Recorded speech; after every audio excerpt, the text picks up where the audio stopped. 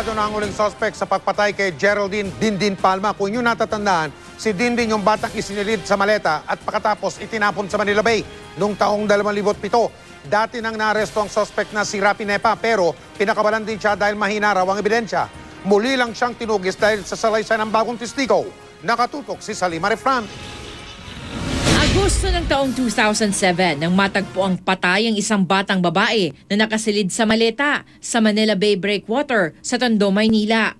Bakas ang pagpapahirap sa katawan ng bata. Nakapulupot pa sa leeg nito ang isang cord na ginamit sa pagpatay sa kanya.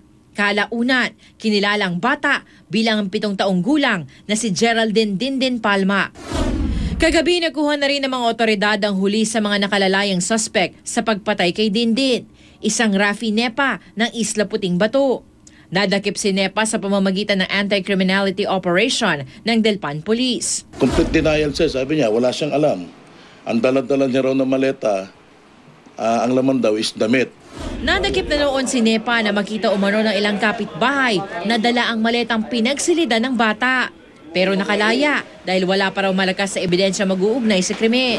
Kalaunan, isang eyewitness daw ang lumabas at nakakita umano kung paano pinatay ni Nepa at iba pang suspect si Dindin. Kaya gano'n na lamang ang tuwa ni Superintendent Alex Yangkiling Jr. sa pagkakadakip kay Nepa. Si Yangkiling ang hepe noon ng MPD Homicide Division na humawak sa kaso. Si Rocky, very vital yan kasi he was the first suspect to be arrested. At marami siyang alam tungkol dito sa grupo. Isang grupo lang yan. Bukas nakadakdang iharap si Nepa sa Manila RTC para sa return of warrant. Salima Refran, Nakatutok, 24 Oras. Maitim at may kasamang putik ang tubig na lumabas sa mga gripo sa ilang lugar sa Quezon City kaninang umaga. Dulot daw ito ng pagsasaayos ng ilang tubo ng Manila Water. Agad naman itong tinugunan ng kumpanya. Nakatutok si Bernadette Reyes. Silang minuto rin bumaha dito sa panulukan ng Timog at Mother Ignacia Avenue sa Quezon City. Wala naman daw tagas o sira ang fire hydrant. Ayon sa Manila Water, sadya raw itong binuksan para lumabas ang maruming tubig na nakarating sa gripo ng mga residente ng Barangay Kamuning, West Triangle, Sacred Heart at Rojas District. Kaninang alas 5 ng umaga, may halong putik ang tubig na lumabas sa gripo ni Jenny Habinar. Nagkulay brown na talaga yung tubig. Ulit-ulit po ako nagbalo kanina. Kasi syempre madumi po yung tubig. Tapos mabuti mga dikolor po yung mga binalawan ko kanina. Madumi rin ang tubig mula sa gripo ni Erlinda. Malinis na tubig pa naman ang kailangan sa kanyang negosyo, lalo't pagkain ng tinda nila. Ay, bakit ganito ang tubig maitim? Mamaya po magkasakit tayo. Kaya nag-iingat din po kami dahil kami rin kumakain ng lutong ulam. Kung makasakit po ng tiyan. Ayon sa Manila Water, pinadaloy pansamantala sa pipeline ng Cubao Pump Station ang tubig na dapat sanay magmumula sa N. Domingo Pump Station. Nagkabit kasi ng pipeline mula sa N. Domingo papunta sa San Juan Reservoir na nirehabilitate kamakailan ng Manila Water. Sa paglipat natin na yon, nagkaroon tayo ng tinatawag na reversal ng flow. O kumbaga nag-iba yung daloy ng tubig kung kaya parang nabulabog yung tining dun sa loob ng pipe na yon at yun ang dahilan kung bakit nagkaroon ng water discoloration. Hihingi kami ng paumanhin muna talaga dun sa mga customers natin. Ito yung tinatawag na flushing ng fire hydrant.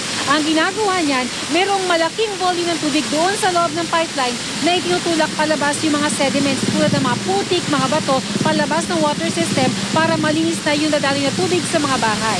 Pagkatapos nitong flushing na ito ay isa-sample natin sa ating laboratorio para tingnan natin kung yung standards, yung physical, chemical at yung bacteriological parameters nito ay nananatiling compliant dun sa mahigpit na pamantayan ng Philippine National Standards. Sa gripo pa naman kumukuha ng tubig pang-inom ang pamilya ni Jenny. Pero payo ng Manila Water, iwasan daw munang inumin ng tubig mula sa gripo.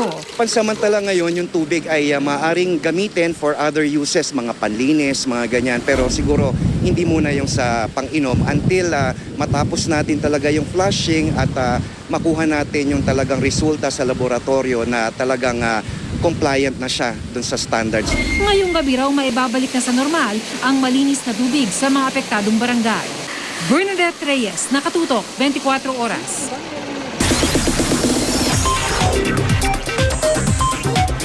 Chika Minute! Nagsisimula na ang production para sa Hollywood comedy action movie na pagbibidahan ni pambansang kamao Manny Pacquiao. Makakasama ni Pacman sa movie ang may dugong Pinoy na Hollywood actor na si Rob Schneider. Ang exclusive chika hatid ni Lars Santiago. Sa red carpet ng pelikulang The Road sa Hollywood, dumating si Manny Pacquiao kasama ang ilan sa mga makakatrabaho niya sa una niyang gagawing Hollywood movie. Kabilang sa nakausap ng GMA News, ang scriptwriter at director ng pelikula na may pamagat na Brass Knuckles. Eric, by the way, is Eric is the director and writer, and one of my childhood friends. We grew up together. Masaya nilang ibinalita na katatapos lamang nilang makipag-meeting sa pambansang kamao para sa pelikula. Comedy action film ito na pagbibidahan ni Pacman. Yeah, with Manny Pacquiao, Rob Schneider as well.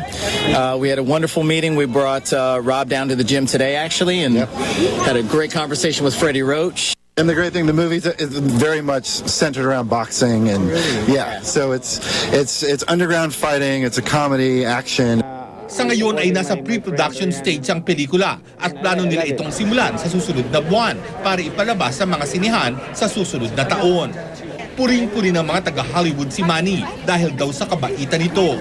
He's also one of the most generously sweet people that you will ever meet. It was great, and he immediately was like, I like that idea, talk to my people and see if we can work something out, and here we are. Nangako rin silang pabibisitahin ng GMA News sa kanilang set kapag nagsimula na ang shooting. So, I'll see you again. Yes. Can we visit your set? Absolutely. Lars Santiago, updated sa Showbiz Happening.